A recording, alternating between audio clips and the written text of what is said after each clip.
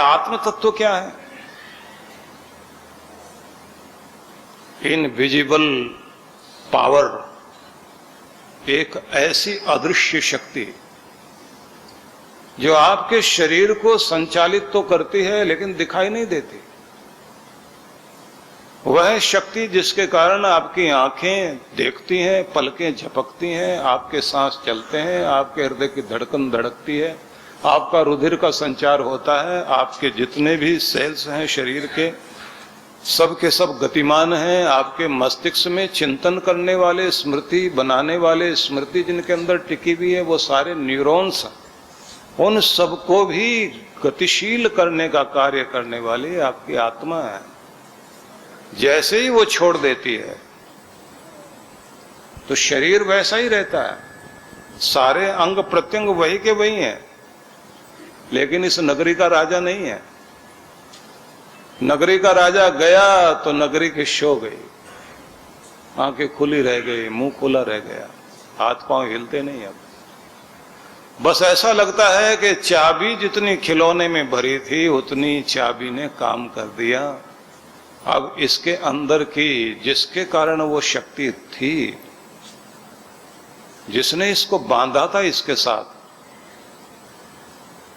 उसने इसको अलग कर दिया। कबीर ने बहुत अलग अलग अंदाज में लिखा तो उनकी बेटी कमाली, उसने एक गीत गाया, बड़ा अद्भुत। वो गीत था कि देह पड़ी हुई है और आत्मा चली गई। तो गीत में लिखा, रंग महल के 10 दरवाजे, न जाने कौन सी खिड़की खुली थी। 9 दरवाजे तो हमको पता ही है, शरीर के 9 द्वार, 10वां सहस्रार चक्र, ये रंग महल है शरीर। रंग महल के 10 दरवाजे, न जाने कौन सी खिड़की खुली थी। तो डेड बॉडी पड़ी हुई है, वो बोल रही है, सैया निकस गए मैं ना लड़ी थी। मैं मतलब वो देह कह रही है, वो मेरा मालिक, मेरे घर का स्वामी छोड़ के चला गया, मैं उससे लड़ी नहीं थी, मैंने उसको तंग नहीं किया, मैंने उसको रुलाया नहीं, मैंने उसको परेशान नहीं किया।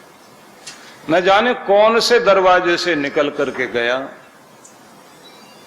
अब कुछ भी बचा नहीं, वो देह पड़ी रहेगी ऐसी और आत्मा उड़ जाएगी। लेकिन इसके लिए कहा है कि तू उस देश जा जहां तेरा मालिक है, चल हंसा उस देश जहां पर ब्रह्म का खेल है, जहां उसकी लीला, उसका आनंद चल रहा है, तूने वहां जाना है। चल हंसा उस देश जहां पर ब्रह्म का खेल, ज्योति जले अगम की बिन बाती बिन तेल। चल हंसा उस देश, उड़ वहां पहुंच जहां के लिए दुनिया में आया है।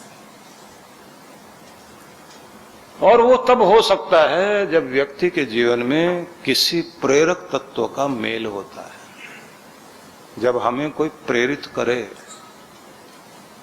और हम अपने प्रभु के बने, याद आए उस रब की, उस मालिक के। रैदास ने गाया था, शब्द में मिलता है ना, बहुत जन्म बिछड़े हो माधव, ये जन्म तुम्हारे लेखे। मेरे माधव परमात्मा भगवान बहुत पहले किसी जन्म में तुमसे बिछड़ गया था, तो अब भटक रहा हूं, जन्म ले रहा हूं, आ रहा हूं, जा रहा हूं दुनिया में। इस जन्म में फिर मेहर हुई है, किसी गुरु की कृपा हुई है, तो तेरी याद आई। ये जन्म तुम्हारे लेखे, अब ये जन्म मेरे लिए नहीं है, अब तेरा कर दिया, अब तेरा हो गया हूं, तेरे लिए जीऊंगा, तेरा नाम जपूंगा, क्योंकि तुझे याद करने से ही मेरा कल्याण होने वाला है। इस दुनिया को याद करने से मन में अशांति तो आएगी, शांति नहीं आने वाली। ये दुनिया तो रुलाने वाली है। मुस्कुराहट अगर कोई देगा तो तू ही देगा, तेरा नाम वही शांति देगा। इसलिए सुख के साधन हम इकट्ठा करने में लगे रहते हैं रात दिन, लेकिन जब तक शांति नहीं आती तो सुख वाले साधन सुख नहीं दे पाते। इसलिए लोग कह रहे होते हैं गाड़ी है, गाड़ी का सुख नहीं, घर है, घर का सुख नहीं, रिश्ते हैं, रिश्तों का सुख नहीं, देह है, शरीर है, लेकिन सुख नहीं, चैन नहीं, अच्छा नहीं लगता, ना घर ना बाहर, लगता है हर चीज काटने को दौड़ती है। क्यों? क्योंकि जीवन में शांति नहीं है, चैन नहीं है, संतुष्टि नहीं है, तसल्ली नहीं है, तृप्ति नहीं है, सुकून नहीं है।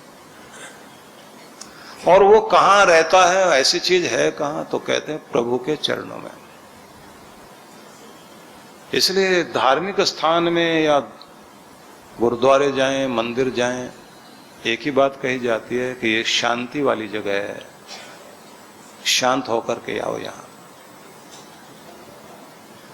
ये वो झुकने की जगह है जहां अदब से सर झुकाए जाते हैं।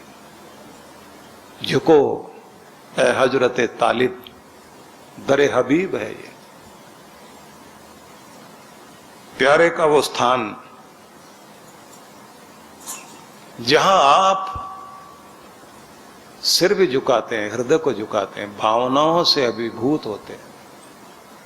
झुको है हजरत तालिब, दरे हबीब है ये, यही है वो दर जहां सर झुकाए जाते हैं कि यहां सर झुका, पूरी दुनिया तुम्हारे अकड़ने के लिए है। 2 पैसे मिले अकड़ गए, किसी ऊंची कुर्सी पर बैठ गए तो अकड़ गए, हर जगह अकड़ने वाली बात है।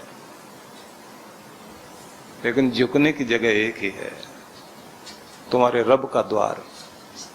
वहां बैठो पवित्र मन से, झुको और अपने अंदर शांति भरो। इसलिए जितना मौन हुआ जा सके मौन होकर बैठना चाहिए। कृष्ण भगवान ने गीता में एक बड़े सुंदर संदेश दिया। उन्होंने कहा है कि तुम्हें प्रतिदिन स्वयं को संयुक्त करना चाहिए अपने परब्रह्म से, अपने ईश्वर से। जो प्रभु से जुड़ा हुआ है उसे उन्होंने योगी शब्द से संबोधित किया। योगी युंजीत सततम आत्मानम रहस्य स्थित एकाकी यच्चित्तात्मा निराशे अपरिग्रह। नित्य निरंतर खुद को भगवान से जोड़ो। प्रश्न उठेगा कि भगवान से जोड़ने का मतलब क्या है? कनेक्शन जुड़ जाए। वो जुड़ता तब है जब आपके अंदर की दुनिया खो जाए, शोर शराबा खो जाए, अंदर की साइलेंस आपकी इतनी गहरी हो जाए, इतने आप मौन में पहुंच जाओ, विचार शून्य हो जाओ, 0 पॉइंट पर आप आ जाओ। चाहे आप भजन करते करते, कीर्तन करते करते अपने आप को खो बैठे, भूल जाएं, पूरी दुनिया भुला दें और मन एकदम हल्का, खाली, बिल्कुल खाली हो जाए, जैसे आप बिल्कुल शांत हो जाते हैं, अंदर चैन मिलना शुरू हो जाए, शांति आनी शुरू हो जाए, तो उस रब की किरणें वहां से छूना शुरू करेंगे आप। वहीं से अंदर अंदर शांति आनी शुरू होगी। आनंद और तरंग जैसे जैसे आपके अंदर आनी शुरू हो जाती है तो आप चार्ज होने शुरू होते हैं। तब आपको कहा जाता है अब आप योग युक्त हो गए, अब आप जुड़ गए। जैसे आप जुड़ गए तो अब जो आपको चाहिए वो मांगना नहीं, वो वहां से दिया जा रहा है।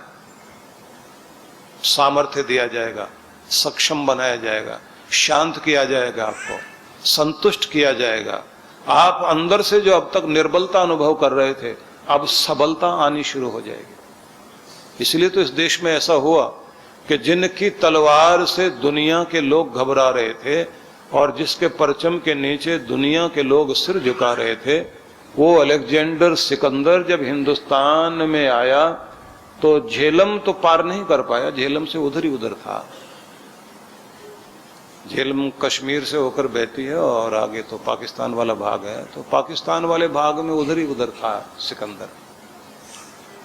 और ये पूरा भाग जो अफगानिस्तान, पाकिस्तान सब हिंदुस्तान का हिस्सा था उस समय। तो यहां पर उनको सिंध के पास, सिंधु नदी जहां है, तो एक साधु मिले जो चट्टान पर बैठे हुए और साधना में लीन थे। तो सिकंदर ने अपने गुरु से ये उनकी आज्ञा उनको मिली थी कि भारत से कोई गुरु लेकर आना मेरे लिए। उसकी पहचान बताई गई थी, जो लोग एकांत में शांत होकर अपने रब से जुड़े हुए हों और बहुत शांत हों, उनके पास जाना। तो ऐसे साधु को देखा उसने। अपने सेनापति से कहा कि बड़े अधिकारी को जाना चाहिए, उनके पास जाके बहुत अदब से बात करना और उन्हें कहना कि महान सिकंदर ने आपको आमंत्रित किया, वो मिलना चाहते हैं। जैसे उसने जाकर कहा महान सिकंदर ने आपको बुलाया, बोले महान तो एक है, परमात्मा, बाकी कोई महान नहीं।